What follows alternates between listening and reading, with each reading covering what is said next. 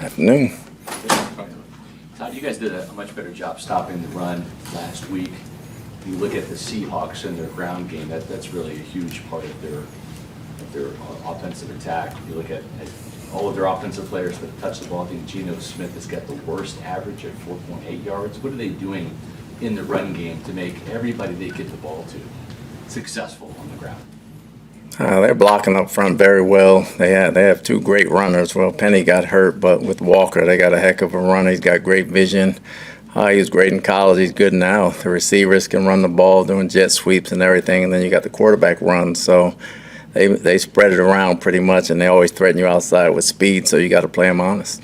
Is it give you guys more confidence that you had such a better showing against the run over the last couple of weeks, that heading into this game where it's going to be a big point of emphasis for Seattle? Well, confidence has never been an issue. It's about discipline. We got to stay disciplined in our gaps. Todd, you got to coach Geno Smith a little bit in New York with the Jets.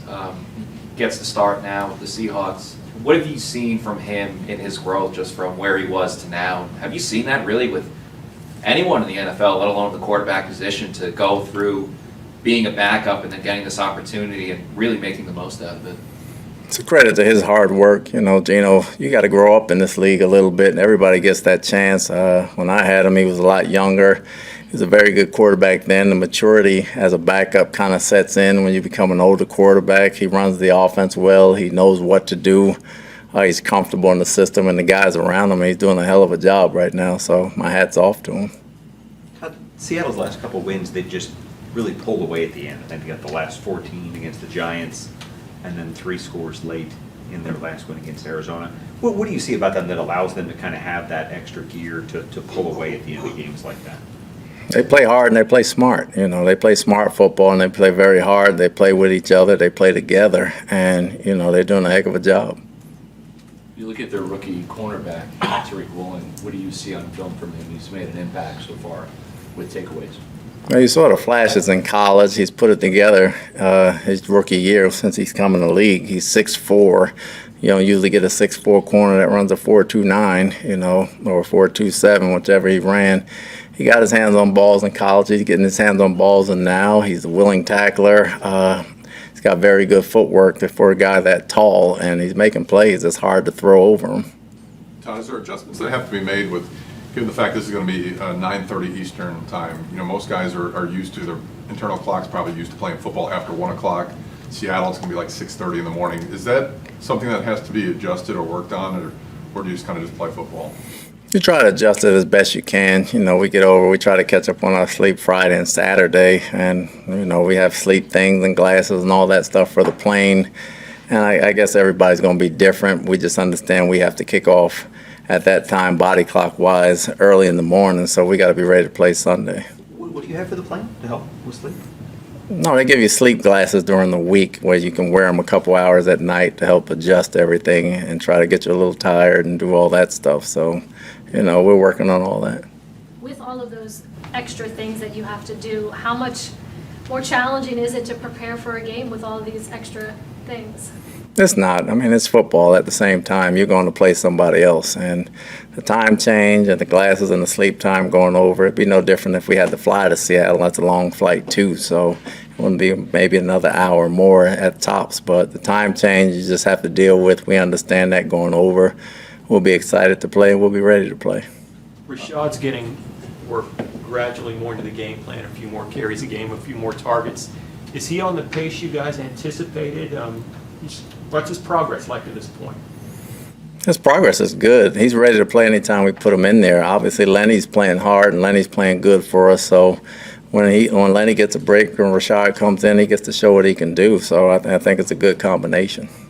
Obviously, this is a business trip, but will you experience anything in Germany while you're over there at all? Is there any time for that? For me personally, probably not. But I've never been there, so I don't know what the experience will be like. I'll see what they have, and we're going for a business trip. If I like it, I'll go back in the summer. Todd, you guys scored 16 points, 7 of which came in the last 9 seconds. You've been working on this offense collectively as a group, trying to get more points on the board. You're happy, satisfied with the win, but the point production and the red zone conversions, getting the touchdowns rather than field goals, has not happened to the frequency you guys want. What's still happening to prevent that from happening? Well, we just got to execute better. Again, our job is to score one more point than the other team. They did that. You know, you can play well and not score a bunch of points when you play good defenses, but running the football and catching the ball and having all the third downs we have, and we keeping their offense on the field, which is off the field, which is very explosive. Obviously, we want more points. We always want more points, and that's going to be a year-long thing. I don't care if we score 27. Byron will probably tell you we should have had 40. So it's going to be a year-long process that we're working on, but we're gelling, and we're working out kinks still. We just got to get them out quicker. Have you seen more success when the team goes up-tempo at all? It seems, I mean, they got in a rhythm. Obviously, you got to try to come back in the last game, but those last two drives, it looked like they were catching rhythm.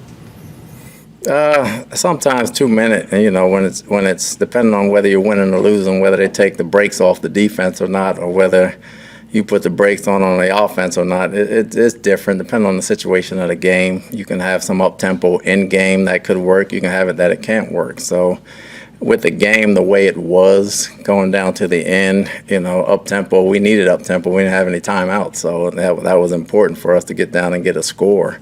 But I've seen it work both ways. Todd, how's Donovan Smith playing for you guys this year? You give up back-to-back sacks against Carolina and Pittsburgh and had a holding call. Is he playing at the level you guys wanted to play? I don't think any of us are playing at the level that we want everybody to play, or we'd be undefeated. So he's got work to do just like everybody else. And, you know, it's easy to sit up here and point out what he gave up, but we don't point out what he did well. He does a lot of things well. So he's our left tackle. We like him. We understand we can't have holding calls, and we never want to give up sacks. But, you know, it happens here and there. We just need it to happen less frequently. Todd, you went to London with the Jets, as you mentioned, and went back with the Bucs in 19. Or are there, in terms of preparation and planning the build up to the game, are there things you learned from those two games that worked or didn't work that you're incorporating this week? Not really. We do the bulk of our work here. You know, that's the main thing. So when we get over there, we just have a Friday practice. So most of the hay is in the barn, you know, other than meetings and walkthrough at the stadium, getting a feel for the locker room and where we got to come through. Most of the work is done. Is Antoine out of the protocol? Is he? No, not yet. He isn't. Obviously, haven't created a lot of turnovers lately. Is that for a lack of creating opportunities, or are you missing the opportunities that are there, or is it just fluke? What do you attribute it to? Well, we've missed some opportunities the past few weeks. We try to create them all the time. You know, sometimes they take care of the ball. We've had chances the last 2 or 3 games where balls have bounced off our hands that we got to come down with, and they come in bunches. You just got to keep at it. Todd, the longest play on offense last week, I think, was the 28-yard pass to K-Dot. What has happened to the downfield passing game to you guys? Because I know that it's different personnel, front office and blocking as well, but would you like to see more deep shots? Would you like to see more plays that are at least attempted downfield? You'd like to see more, but if they have it covered and they got it blanketed, it's hard to just throw the ball up when you know it's going to get picked off back there. So we got to be smart too, and we've been smart with the football. One of the good things we have done on offense is not turn the ball over. So if the deep ball's not there, we know how to check it down and get it out of there. You know, if the running game clicked a little better, we probably get more shots downfield to suck people up some. But other than that, I'm happy with the shots we're trying to take. We just haven't had the opportunity to take them. Anything else? Thanks.